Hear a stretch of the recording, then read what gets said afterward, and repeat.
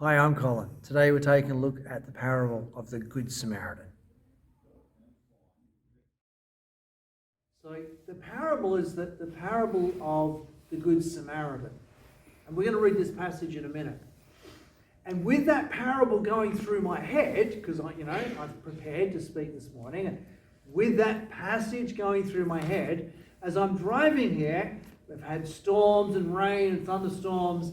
As I'm driving down the road, there is a branch in the middle of the road. And I drove right past it because I'm rushing to church. Got to get to church on time. Got to set up. As I'm driving down the road, I'm like, Colin, you're talking on the Good Samaritan, where the priest walked past the guy on the road. And then the Levite walked past on the guy on the road. And the whole point is be a neighbour. Do likewise.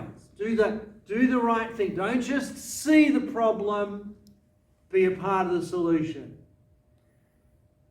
And I'm looking at the branch in my rearview mirror going, turn around. So I turn around, pulled over, removed the branch. So as we go through this passage, for me, there's no judgment on these people, what they do. I get it. It's easy. It is easy to pass by and for lots of good reasons. It's just a small branch. People can see it. They can drive around it. What does it matter? There are lots of excuses we can give and we can use. So as we go through this passage, I'm not looking to condemn anyone in this passage because I get it. I get how easy it is. Let's read through the passage. So Jesus has just been rejoicing that 72 have come back, and then Jesus is offered his teaching, and as part of the teaching process, people would ask questions. And so behold, look, a lawyer stood up to put Jesus to the test. Not the best way of starting. Here is the lawyer getting up. He's testing Jesus. That's not necessarily a bad thing. We're going to be super gracious to everyone in this story. That's not necessarily a testing to prove him wrong. It could be testing to see how good of a rabbi Jesus is. Nevertheless, the lawyer's intentions are not all pure in this start. So he begins, "Teacher, what shall I do to inherit eternal life?" Jesus said to him, "What is written in the law? How do you read it?" Now, just a quick aside. Jesus is brilliant at this. Right back in Genesis, it's the same kind of approach that God uses. Jesus doesn't just jump into an answer. He helps people to kind of see their own bias. And Jesus does that by rather than just simply giving answers, but by helping people to have a greater awareness of what's going on in themselves. And so Jesus asks a question. You're a lawyer. What's written in the law? Right? You're a lawyer. You know this. What's written in the law? How do you read it? Great question, because now the guy has to reveal his understanding. This isn't just a theoretical question. It's what do you believe is the truth here? So Jesus not only kind of raises awareness for the guy, but also forces him to take responsibility for what he wants to say. The lawyer answers, "You shall love the Lord your God with all your heart, with all your soul, with all your strength, with all your mind, and your neighbor as yourself." And Jesus said to him, "You've answered correctly. Do this and you will live." How good would that be? Jesus said, we asked Jesus, what do I have to do here? Jesus says, where do you understand it? We give an answer, and Jesus says, yeah, that's right. Just do that. It sounds on the surface really good. But this is a lawyer. Lawyers deal in details, and the devil's in the details. And this lawyer is a smart guy. You've got to be a smart guy to become a lawyer. At least you've got to study well. So this lawyer, he knows that even though at a high level this is the answer, there are some details here that we got to work out.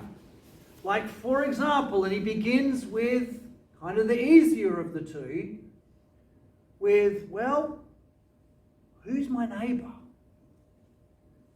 Verse 29, but desiring to justify himself, said to Jesus, and who is my neighbour? Eugene Peterson puts it a really beautiful way. It says, desiring to find a loophole. So this lawyer's asking, who's my neighbour? That's a fair question, by the way. That's a great question to ask. I came across this guy who was doing his doctorate on culture and different cultural, and he was putting together this cultural matrix. So, for example, in Australia, when we think of neighbour, we think of neighbourhood. Most Australians have no idea who their neighbours are nowadays. But there was a time when you would know everyone on your street. You would know your neighbourhood. In India, your neighbourhood is your caste or your village. And so, for example, if you belonged to a particular group, you wouldn't steal from one another because you don't do that. Because that's, you're related to them, or they're from your caste, or they're from your village. So you don't steal. But if you're a white tourist, well, that's fair game. You don't rip off your neighbour. But if you're a tourist from Australia, well, all bets are off. And that's part of what the lawyer's asking. Who is my neighbour? Who are the ones that I am to love as myself? And different faiths and different cultures have different answers to that. One of the codes in Australia, the bro code, you don't do things to your mate. Right? If you're going to have an affair, you don't have an affair with your mate's wife. That's the lowest of low. Having an affair is not good, but having an affair with your mate's wife, that's just gutter. Because that's your neighbour. That's the one in your circle. And the lawyer's asking the question, who is in my circle? Who's part of my circle? We do this all the time. Charity begins at home, for example. And so, but, the lawyer's trying to justify, where is the circle of my concern? So Jesus replied with a parable. A man who was going down from Jerusalem to Jericho, and he fell among robbers who stripped him and beated him and departed, leaving him half dead. Okay, the trip from Jerusalem to Jericho, tough journey, lots of criminals along the way, it's dangerous, the guy fell into a problem. Now, by chance, a priest who was going down that road, and when he saw him, passed on the other side. Well, we can kind of understand, the priest, the guy looks half dead. I'm a priest, can't touch dead bodies, that would make me unclean. I'm a priest, that's dangerous. Perhaps the guy's faking, and there's other robbers around. That would be unsafe for me to do that. We could come up with lots of reasons why the priest went down the wrong road. However, he didn't do anything. So likewise, a Levite, if we were to kind of make these a modern parallel, the priest or the pastor went across the other side, and then the Levite would be, the church volunteer, the worship leader, the youth leader, small group leader, someone who has a significant role within the church, a Christian who is active and alive in their faith.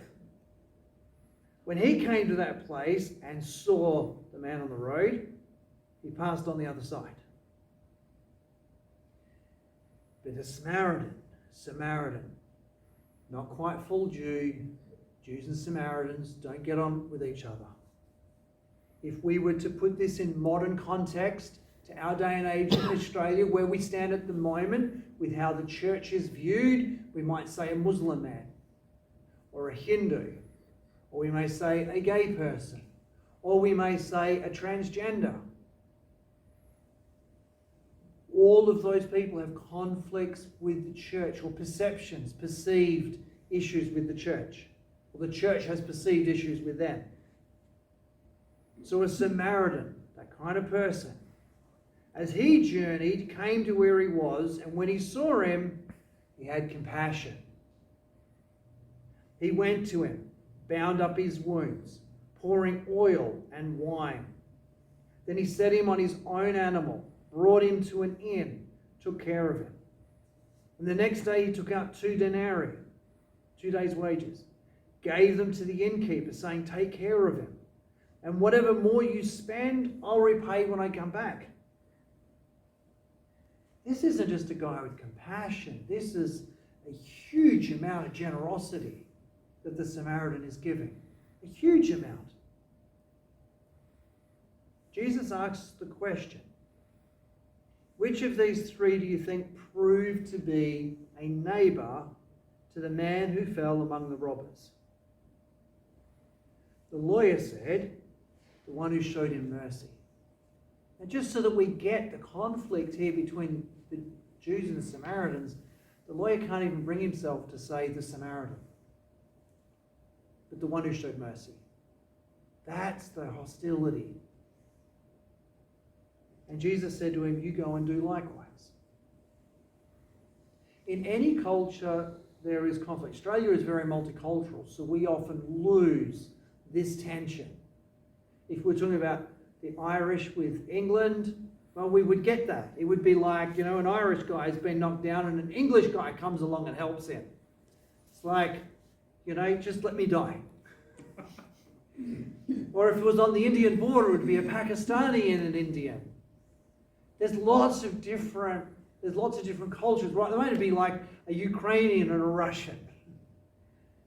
Humanity is filled with these conflicts of who's in and who's out, and where is the border, and what is acceptable and what is not acceptable. Who do I help and who I don't help?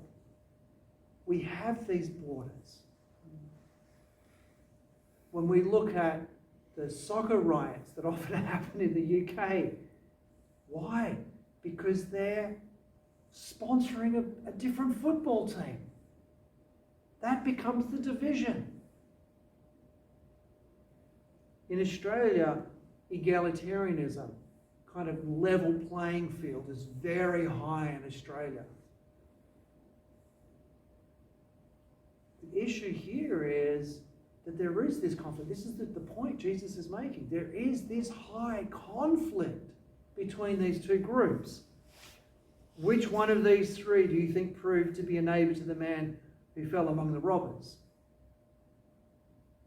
When we're the ones that are injured, when we're the ones on the ground who are dying, we're happy for the lines to blur. We're happy for somebody help me. But that's the challenge with love your neighbour as yourself, is neighbourhood goes both ways. If I'm going to receive that kind of help from someone,